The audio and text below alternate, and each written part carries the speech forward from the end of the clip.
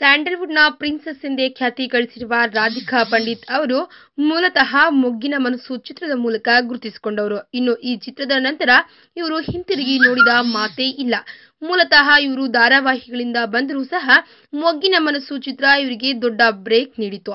ಇನ್ನ ಮೊಗ್ಗಿನ ಮನಸ್ಸು ಚಿತ್ರದಲ್ಲಿ ರಾಧಿಕಾ ಪಂಡಿತ್ ಅವರಿಗೂ ಮುನ್ನ ಮತ್ತೋರ್ವ ಸ್ಯಾಂಡಲ್ವುಡ್ನ ನಟಿಗೆ ಈ ಒಂದು ಅವಕಾಶ ಸಿಕ್ಕಿತ್ತಂತೆ. ಇಷ್ಟಕ್ಕೂ ಆ ನಟಿ ಯಾರು, ಈ ಚಾನ್ಸ್ ನ ಮಿಸ್ ಮಾಡ್ಕೊಂಡಿರೋ ಆ ದುರಾದೃಷ್ಟವಂತಿ ಯಾರು ಅಂತ ಅನ್ಕೊಂತೀರಾ? ಹೇಳ್ತೀವಿ ಕೇಳಿ.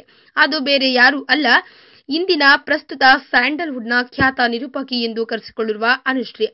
ಮೊದಲನೇದಾಗಿ ಶಶಾಂತ್ ಅವರು ಚಿತ್ರದ ಬಗ್ಗೆ ಚಿತ್ರದ ಕಥೆಯನ್ನ ಹೇಳಿದಾಗ ಮುಜುಗರ ಸ್ವಭಾವಕ್ಕೆ ಈಡಾದ ಅನುಶ್ರೀ ಅವರು ಈ ಚಿತ್ರವನ್ನ ಒಪ್ಪಿಕೊಳ್ಳಲಿಲ್ವಂತೆ. ಆದರೆ ತದನಂತರ ಬೆಂಕಿಪಟ್ಟಣ ಚಿತ್ರದಲ್ಲಿ ಬೋಲ್ಡ್ ಆಗಿ ನಟನೆ ಮಾಡಿದ್ದಾರೆ.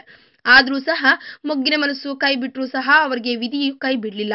ಹೀಗಾಗಿ ಇಂದು ಸಹ ಅವರು ಸ್ಯಾಂಡಲ್ವುಡ್ ನಲ್ಲಿ ನಂಬರ್ 1 ನಿರೂಪಕಿ ಮತ್ತು ಡಬ್ಬಿಂಗ್ ಆರ್ಟಿಸ್ಟ್ ಹಾಗೂ ನಟಿಯಾಗಿಯೂ ಸಹ ರಾರಾಜಿಸುತ್ತಿದ್ದಾರೆ.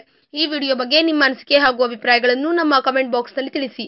ಈ ವಿಡಿಯೋನ ಲೈಕ್ ಮಾಡಿ, ಶೇರ್ ಮಾಡಿ ಹಾಗೂ ಮತ್ತಷ್ಟು ಸ್ಯಾಂಡಲ್ವುಡ್ ಅಪ್ಡೇಟ್ಸ್ಗಾಗಿ ತಪ್ಪದೇ ನಮ್ಮ ಯೂಟ್ಯೂಬ್ ಚಾನೆಲ್ ಅನ್ನು ಸಬ್ಸ್ಕ್ರೈಬ್ ಮಾಡಿ.